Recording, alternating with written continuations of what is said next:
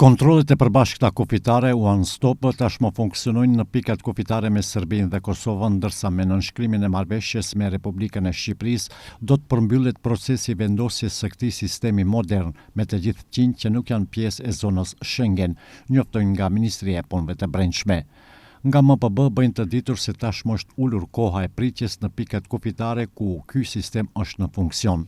Rezultatet tashmë janë të dukshme në Tabanoc, edhe pse këtë verë numri i udhëtarëve është rritur me 15 deri në 20%, koha e pritjes është ulur ndjeshëm.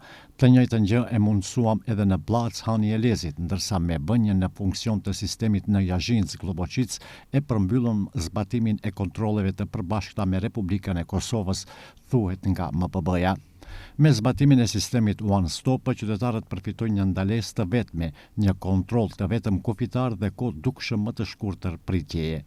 Zbatimi i sistemit One Stop Shop fillimisht do të nisë në pikën kufitare Qaftham, ndërsa më pas do zgjerohet edhe në pikat tjera kufitare me Shqipërinë. Më 16 qershor, qeveria njoftoi se kishte miratuar vendosjen në funksion të sistemit të kontrolleve të përbashkëta kufitare One Stop Shop me Republikën e Shqipërisë. Nevoja për një zgjidhje të tillë sipas qeverisë dëshmohet më së miri nga fluksi i madh i udhëtarëve në pikat kufitare me Shqipërinë. Gjatë vitit 2025 në këto pika kufitare janë regjistruar gjithsej 4.581.724 udhëtar, prej të cilëve 2.318.080 kanë kaluar nëpër pikën kufitare Qaftan.